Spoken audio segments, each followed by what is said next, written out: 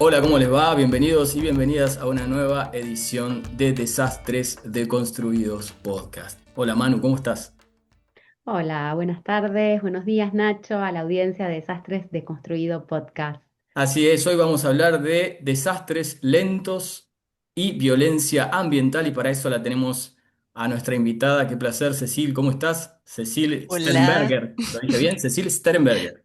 excelente, hola, buenas tardes, buenos días, qué gusto poder estar con ustedes hoy, me alegro muchísimo. Gracias. Cecil es profesora visitante de historia en la Universidad de Costa Rica. Durante la última década trabajó y colaboró con universidades de Suiza, Alemania, Estados Unidos, Argentina y México, dedicándose a los estudios críticos de los desastres. Su investigación se centra en cómo distintos actores generan, movilizan y recuerdan saberes y memorias, incluidas las memorias colectivas, sobre los desastres, tanto los provocados por fenómenos climáticos como los llamados desastres lentos, como por ejemplo la contaminación por agroquímicos. Sí, Cecilia analiza estos procesos desde perspectivas inter y transdisciplinarias, conectando distintas regiones del mundo. También investiga los desastres del Huestoceno, es decir, aquellos que están vinculados a los residuos, la experiencia de la pandemia de la COVID-19 y el papel de la confianza en la reducción del riesgo de desastres. Temas muy innovadores e interesantes para este podcast, Cecil. Y bueno, me gustaría hacerte una primera pregunta y tiene que ver con esto de por qué es importante pensar en la contaminación, el extractivismo y el colonialismo como desastres.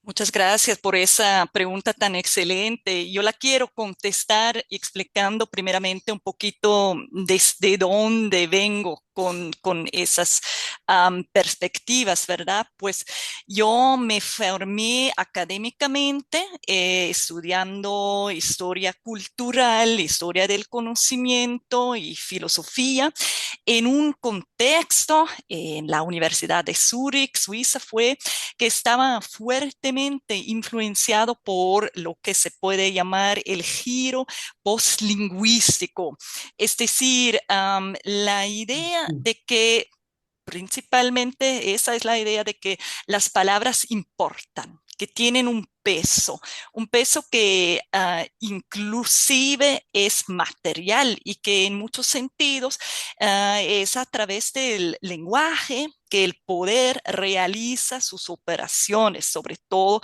sus operaciones productivas.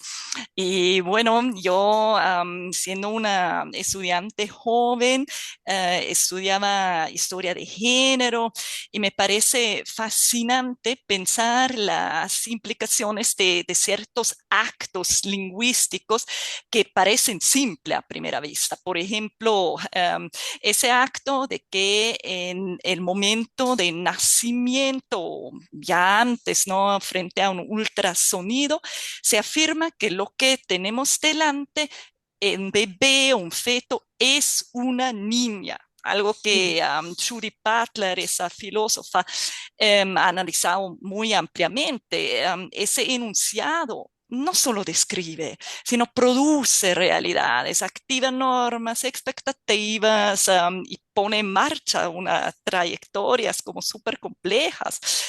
Y bueno, cuando muchos años después empecé a acercarme a ese campo de los estudios críticos de desastres. Me interesaron mucho los trabajos del antropólogo Didier Vincent, quien examina las consecuencias de declarar un fenómeno como desastre y la Ujú. zona donde ocurre una zona de desastre. Y la análisis que él hace está muy influenciada también por filósofos como el Giorgio Agamben, quien había escrito sobre lo que sucede cuando algo se declara un estado de excepción, algo que ese mismo Agamben hizo mucho también durante la pandemia con resultados que podemos llamar Sí. mixtos. Pues lo que pasa son cosas que también pueden ser hasta problemáticos, ¿no? En el sentido de una pérdida de soberanía territorial, restricciones de libertades, subvenciones. temporales de derechos, um, pero también se abren nuevos espacios de intervención. Um, Nombrar es político. Y decir algo en voz alta, llamar un fenómeno desastres, es decir, que reconocemos que lo que tenemos delante es algo sumamente destructivo, ¿no? En esos sentidos de los aspectos más básicos de lo que entendemos como desastre. Destructivo en el sentido de que afecta más de unas pocas personas y eso me parece muy importante, que requiere una intervención urgente. Además, si pensamos que son los desastres, ¿verdad? Son cosas complejas, cosas que no tienen soluciones fáciles, baratas o Sí. exclusivamente locales.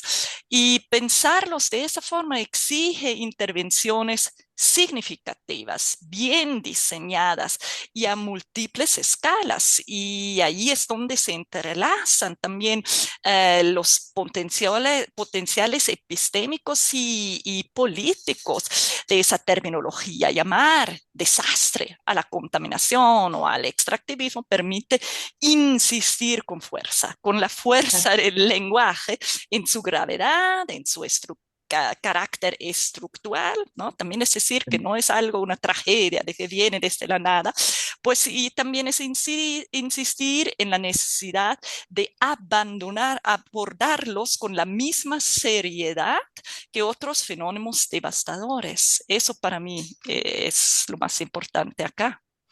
Bien, bien, Cecil, clarísimo. ¿Y nos explicás qué es Waste-Oceno o Waste-Ocene y cómo se relaciona con la temática de nuestro podcast, con los desastres? Con mucho gusto. Para empezar, tal vez tratar de Mm. traducirlo, ¿no? Es Sí, la época de los residuos. claro. Y ojo, creo allá tenemos esa palabra residuo que es mucho más que simplemente basura, ¿no? Pues el historiador Marco Armiero desarrolló ese concepto del Pleistoceno, para así utilizar el término Spanglish, em, para delimitarlo también de forma crítica frente al antropoceno. Ujú.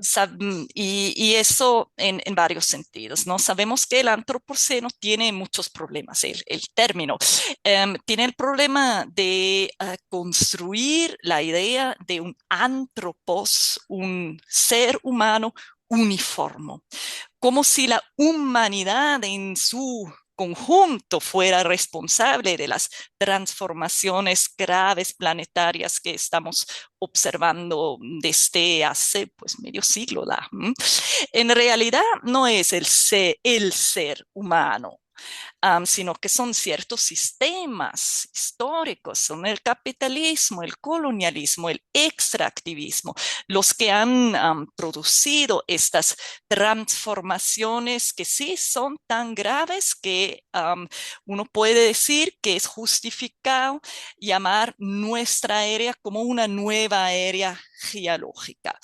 Pues esos sistemas, el colonialismo o el capitalismo, son sistemas en los cuales no todas las personas tienen una implicación igual, no han contribuido de la misma forma ni Mm. sufren las consecuencias de manera simétrica, ¿no? Esos costos de esas transformaciones son distribuidas de forma sumamente desigual.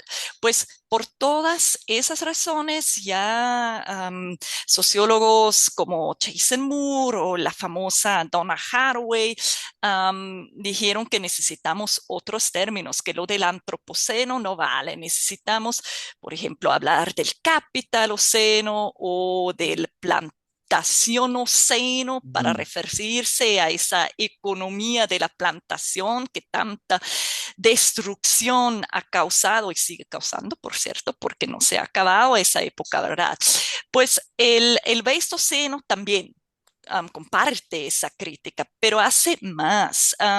Dice que es una práctica, un tipo de relación social específico que en ese sentido se puede considerar como principalmente responsable de esas transformaciones y es la práctica de basurificar, de desechar y que esta práctica, ¿no? Que se tiene como una consecuencia los residuos y una toxicidad que conecta diferentes especies en una toxicidad transcorporeal, es decir, los mismos químicos eternos, los forever chemicals, ¿no? Que tenemos en todo lo que consumimos, pues la tenemos en nuestra sangre, pero la tienen también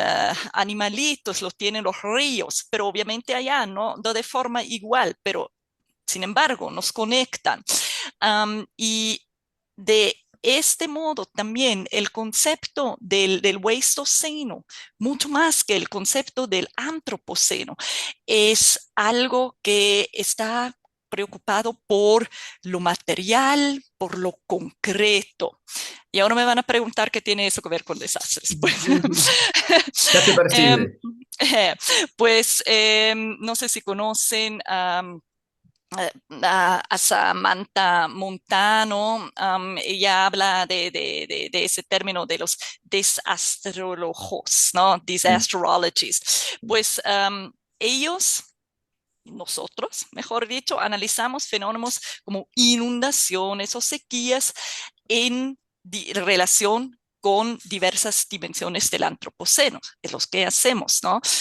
El calentamiento global, la pérdida de biodiversidad, la degradación de ecosistemas, pues miramos cómo ellos constituyen factores que son amenazas, agentes de riesgos y detonantes de desastres, especialmente en los desastres compuestos o en los desastres en cascada.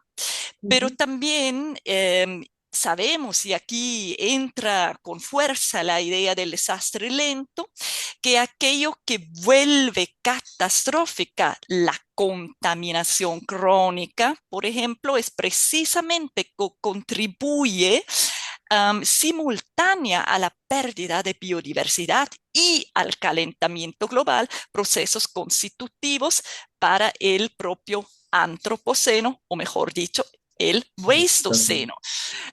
Y lo que nos interesa, pues, para decirlo de forma más concreta, es de qué manera contribuyen los desastres asociados a los residuos, como los incendios en los vertederos, los lixiviados tóxicos o los metabolitos de los agroquímicos a esa transformación planetaria a la que llamamos el Pleistoceno. Segundo, y cómo a la inversa, una tierra, ¿verdad?, con biodiversidad reducida y sistemas ecológicos debilitados, sistemas sociales debilitados, ya no puede absorber ni metabolizar esas sustancias tóxicas o cualquier otro tipo de desastre. Pero necesito extenderme un poquito más, si me lo permiten. Sí, Pues claro. Dale, dale, sí, sí.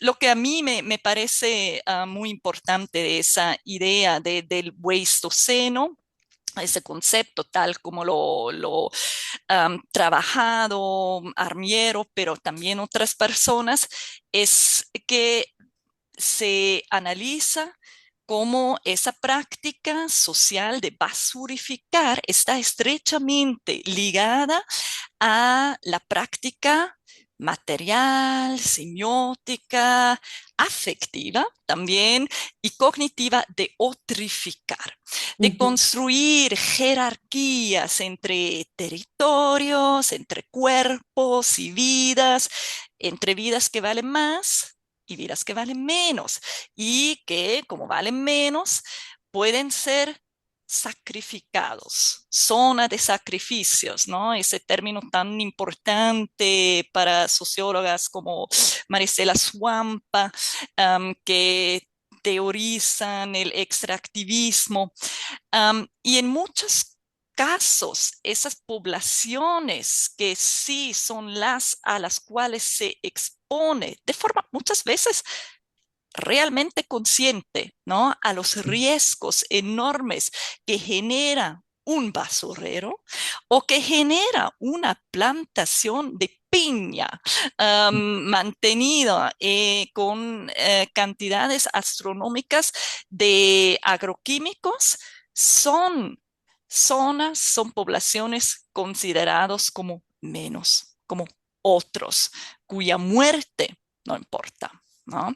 Y eso, claro, son mecanismos que nosotros también podemos, nosotros que nos interesan todo tipo de desastre, podemos poder, podemos observar también con respecto a otros tipos de desastres. Pero hay que decirlo, son esos otros desastres que no tienen que ver con residuos, son pocos, porque casi todos los desastres tienen que ver con residuos, ¿no? Si entendemos los desastres que tienen una conexión fuerte con el cambio climáticos Claro. como algo, ¿no? Que viene generado por los residuos del CO2, o si pensamos en el hecho de que desastres como huracanes generan residuos sólidos, y si pensamos en el hecho de que la presencia de esos residuos sólidos dificulta la gestión de desastres, y uno necesita también lidiar con su presencia durante un sismo, por ejemplo, eso no cambia. Y por último, pero esa historia no la voy a contar ahora porque va más allá, pero sí es importante tener en cuenta que hasta la ayuda humanitaria después de desastre genera residuos, ¿no? Y bueno, yo mismo estoy estudiando un poquito lo que sucedió con algunas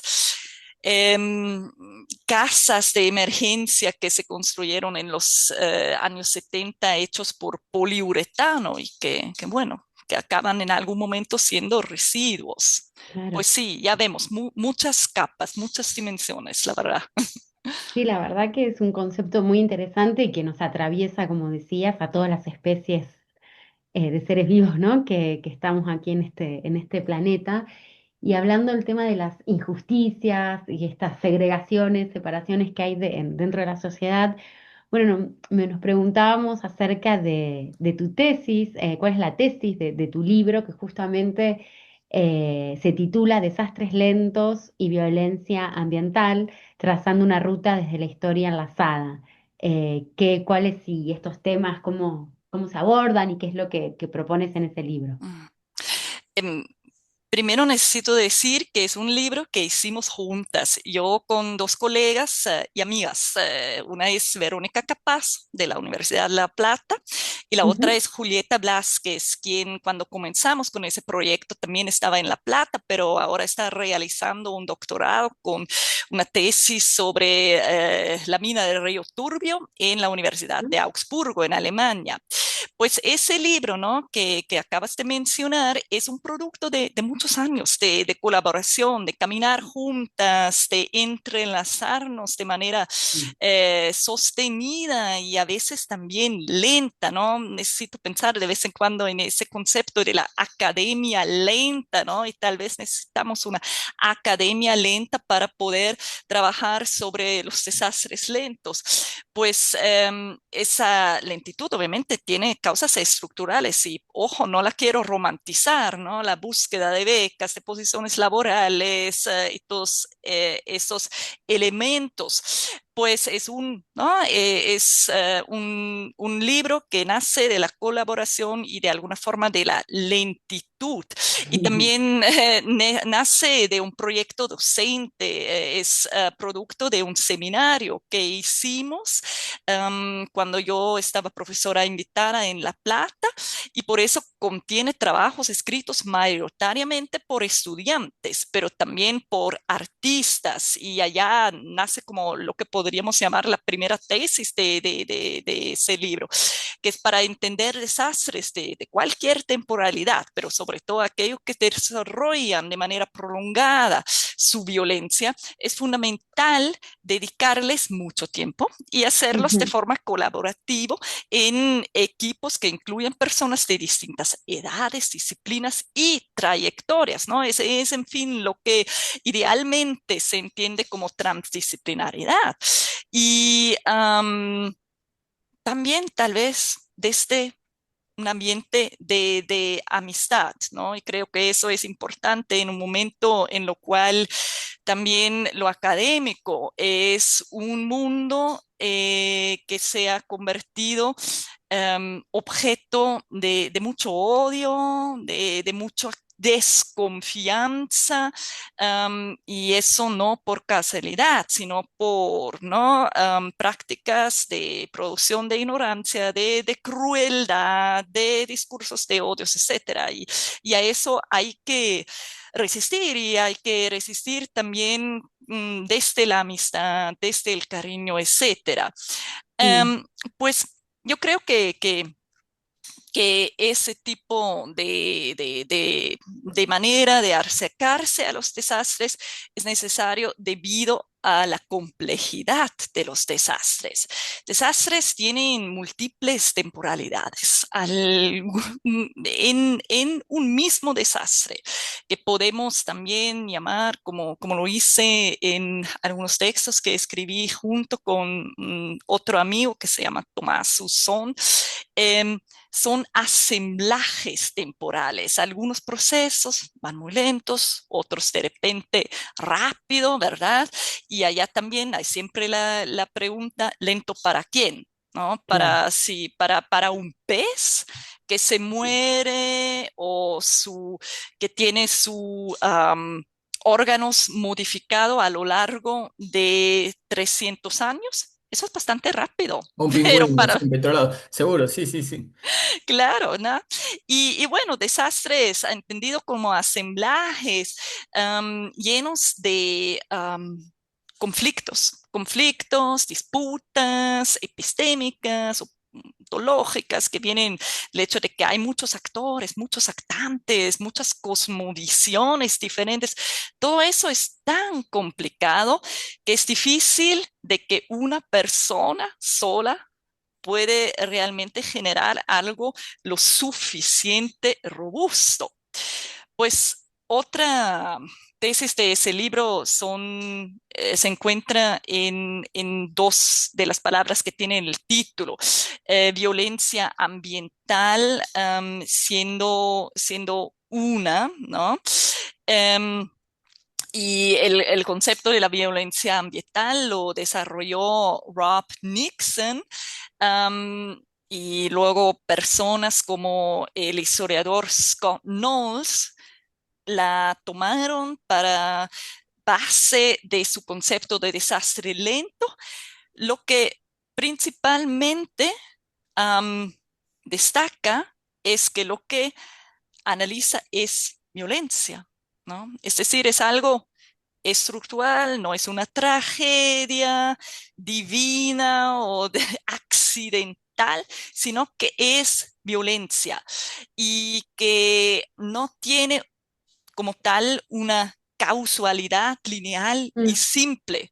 Y no es siempre, y eso es parte de su lentitud, tan evidente dónde y cuándo comenzó y de qué claro. Claro. manera opera, ¿verdad?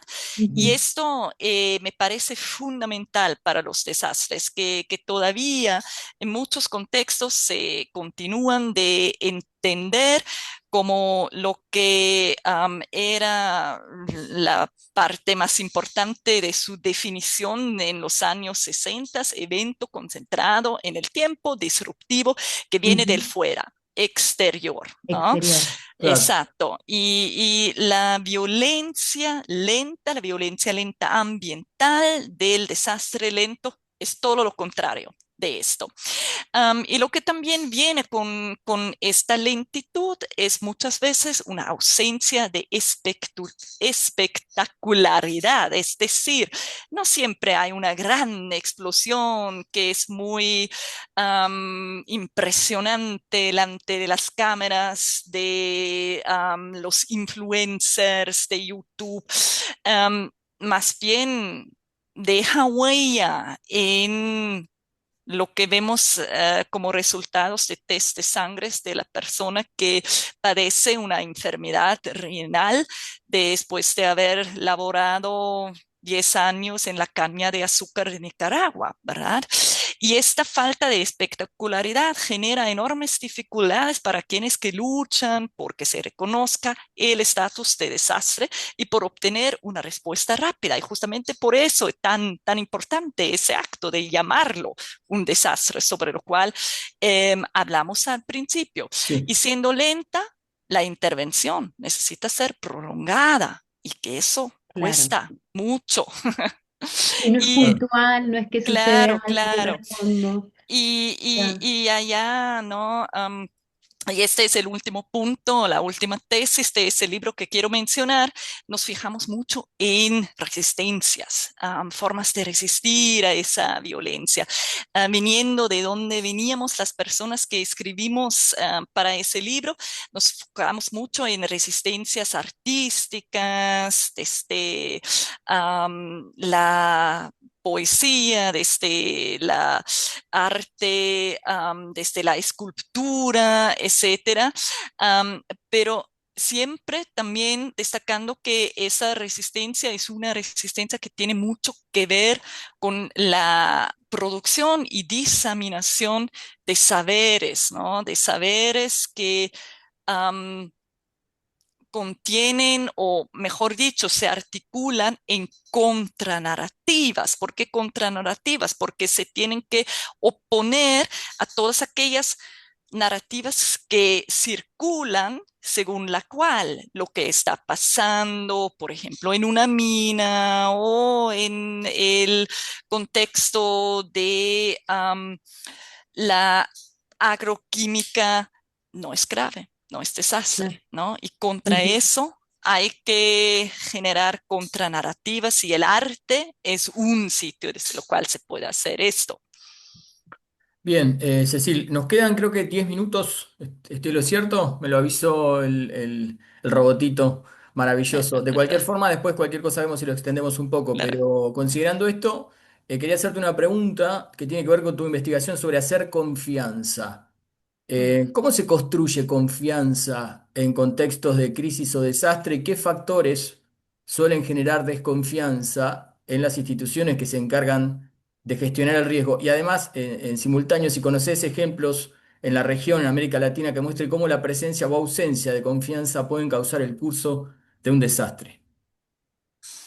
La confianza se genera en prácticas cotidianas, pero de vez en cuando también en prácticas excepcionales y siempre en prácticas sociales, relacionales, ¿no? Y las relaciones sociales que importan para eso son primero las interfamiliares y ojo, familia no siempre es familia, ¿verdad? Depende mucho de dónde estamos, pero también relaciones dentro de una comunidad. Lo que siempre pensamos en ese contexto, relaciones entre individuos y colectivos con un Estado o con una entidad que representa un Estado, pero lo que yo creo también es importante relaciones entre humanos y más que humanos, ¿no? Si nos enfocamos en el hecho de que para reducción de riesgo integral desde el territorio, tenemos que pensar, tener en cuenta que hay personas que confían en la autoridad epistémica de un animal, ¿no? Que puede precedir un sismo, o que confían en el volcán, por ejemplo, de actuar de cierta forma. Todo eso hay que tenerlo en cuenta, pero lo que obviamente nos ha preocupado mucho en las últimas décadas es el tema del Estado, ¿verdad? Y si nos tenemos que enfrentar con un Estado en lo cual, de forma abstracta o un gobierno concreto, ciertos sectores de la población han perdido o nunca han tenido mucha confianza en el sentido de, por ejemplo, protegerles en el caso de lo que viene después de haber seguido la orden de evacuación económicamente o, y eso sí que ha sido el caso durante el COVID, si una persona no puede confiar en que el Estado se va encargar de su bienestar, si pierde el trabajo quedándose en casa, pues a lo mejor la orden de distanciamiento social no va a ser uno que muy fácilmente se puede Seguro. seguir. Y allá también viene el papel de décadas, en algunos casos años, de discurso público, de reducir la confianza o de generar desconfianza en ciertos gobiernos, pero también en esa figura que es el Estado. Lo podemos Sí, concretizar, pero tal vez no es necesario, dado sí, que también hablo con personas y para personas que están conectados desde Argentina, saben exactamente lo que quiero decir. Pero también les cuento que justamente ayer se publicó en un diario que tenemos acá, que se llama Semanario Universidad, resultados o mejor dicho, informan de resultados de una encuesta que el Instituto de Estudios Sociales en Poblaciones hizo acá en Costa Rica sobre cuál es el conocimiento y el nivel de participación ciudadana en programas de reducción de riesgo, de mejor dicho, de gestión de riesgo. Y bueno, estos resultados dan mucho por pensar, ¿no? 71.4% considera que el país está poco preparado. Um, 20% de las personas asoció el concepto de gestión de riesgo con planificación y preparación. 19% indicó no saber qué significa. Um,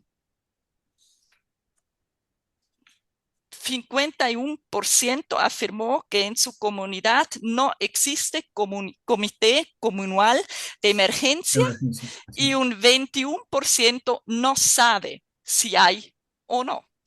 Ah, Aunque el 74% considera muy importante la participación ciudadana en gestión de riesgo, más de la mitad nunca ha participado en actividades como simulacros, capacitaciones o identificación de riesgo. ¿Qué impactante. nos dice eso? Mm, ¿No? Y qué tiene que ver con la confianza. Yo creo tiene que ver algo. Um, si yo no confío en que una entidad, ¿no? En una entidad, sea una comunidad, sea un estado, mi participación cuenta, que se tome en serio, que lo que yo tenga que decir valga algo, pues no voy a participar, ¿verdad? mm, Obviamente tampoco voy a participar si estoy convencida de que el liderazgo de esa identidad social no sea legítima o el mismo concepto de que haya un liderazgo no lo sea. Y creo que entonces allá también es la confianza de que yo tengo un cierto papel en una relación social. Y creo que ya también podríamos verlo un poquito al revés. A lo mejor la participación en programas de gestión de riesgo comunitario podría tener el potencial de cambiar esto y precisamente contribuir a que se genere otro tipo o algún tipo de confianza en una comunidad. Y creo que sobre eso deberíamos pensar un poquito, ¿no? Bueno, Cecilia, estamos llegando casi al final y no queríamos dejar de preguntarte que esto, que en tu trabajo aparece con mucha fuerza la idea que los desastres no solo se investigan, también se recuerdan. Entonces, bueno, nos preguntábamos qué tipo de conocimientos producen las memorias de los desastres que no aparece en los informes técnicos.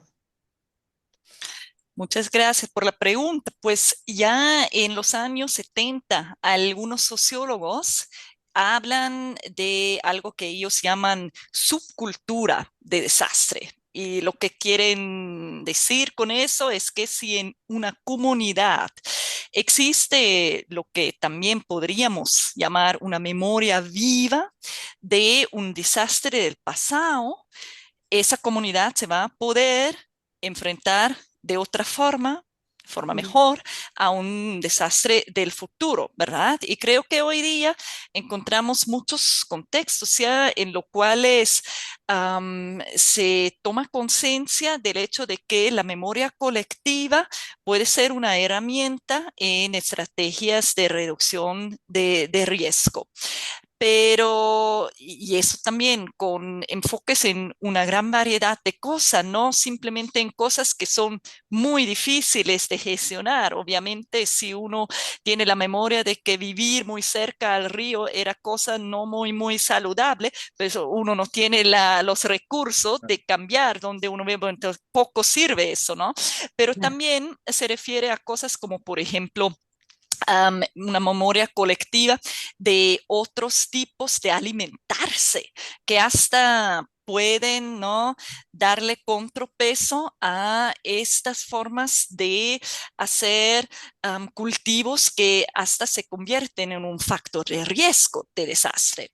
Pues esto creo que también está cada día más investigado, pero también tenemos trabajos que ponen énfasis en lo que sucede cuando tenemos un desplazamiento forzado, ¿no? Cuando Mm. un territorio pierde con la gente que se va, que se tiene que ir, estos recursos que estaban en la memoria colectiva sobre cómo un territorio tiene exigencias específicas en términos de reducción de desastre, pero igual que las personas que se ven forzados a desplazarse, no automáticamente tienen un conocimiento basado en la memoria colectiva sobre el territorio en lo cual ahora están viviendo. Creo que es un punto muy importante.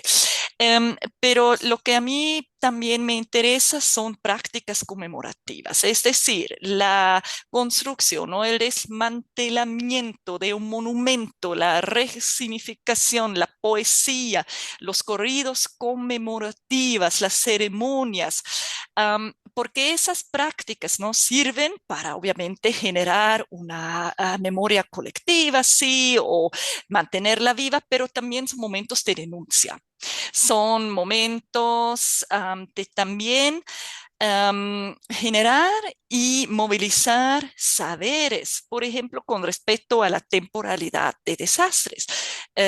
Yo ya les podría nombrar un par de ejemplos en los cuales, junto con un monumento, muchas veces no oficialista, que conmemora un desastre, se lanza un discurso en lo cual se subraya que el desastre no es del pasado, sino es del presente, que Mm. sigue pasando Claro. y lo que, ¿no?, el monumento sirve para llamar la atención, para comunicar el hecho de que ese desastre está pasando y lo que se requiere es una intervención. Es entonces un acto epistémico, tanto como mnemónico, y lo que tiene como objetivo es menos el pasado y más el presente y el futuro. Y eso me parece muy interesante.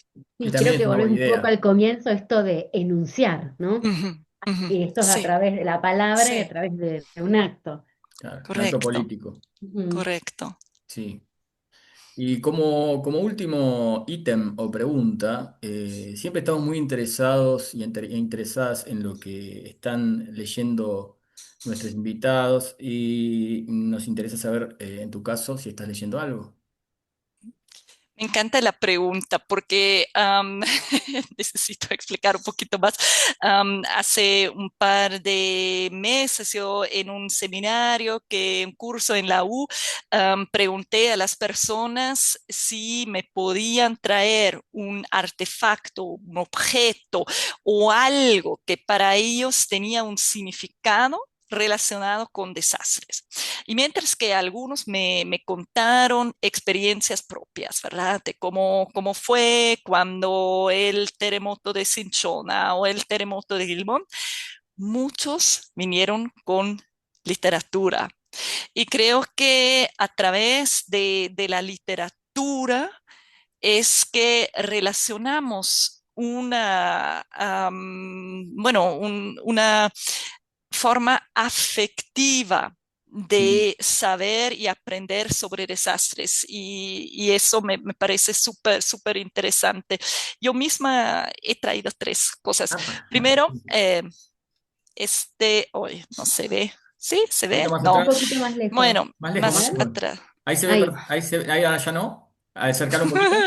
Más adelante, ahí está, donde el ¿Sí? tiempo Ahí espera. está.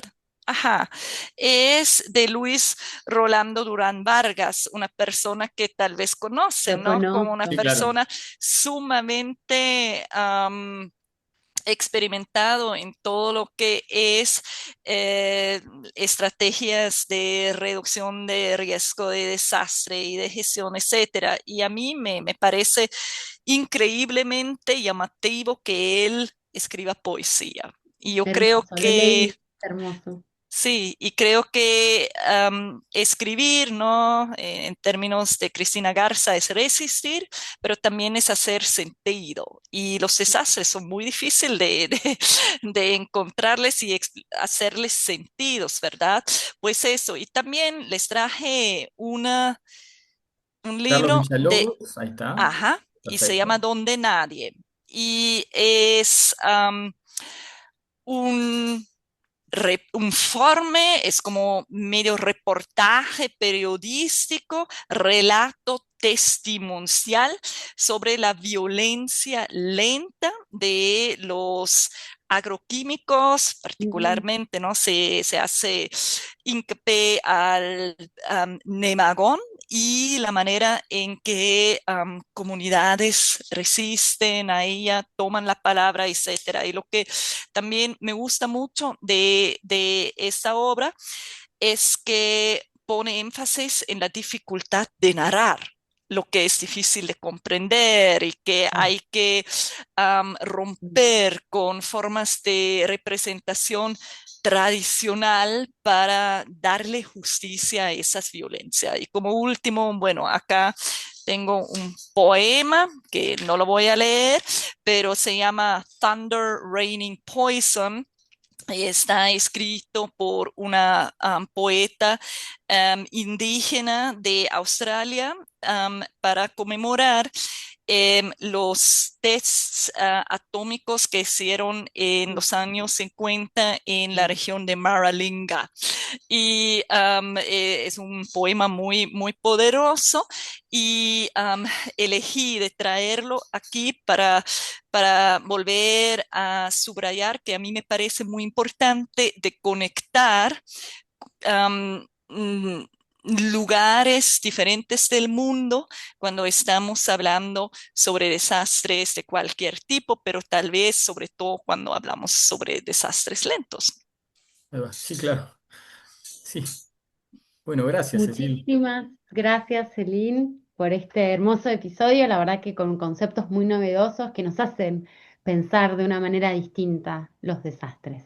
Así es. Esto fue Desastres Desconstruidos Podcast y con esto, bueno, nos despedimos. Un saludo a Nancy, que hoy no pudo Adiós. estar, y la voy a reemplazar yo diciendo que estamos, antes que nada, muchísimas gracias, Cecil. Muchísimas gracias a ustedes, muchísimas gracias a Nancy, sí, por organizar y a las personas que escuchan. Ahí va, y a las personas que escuchan les recordamos que estamos en las redes, que estamos en Instagram, en Twitter o ex Twitter, en Facebook, en LinkedIn, ahora también en Substack, en Instagram somos Desastres Deconstruidos, en ex Desastres Decon, en Facebook somos Podcast Desastres Deconstruidos y en LinkedIn Desastres Deconstruidos podcast. Nos encontramos cuando nos encontremos, creo que va a ser dentro de poquito. Gracias.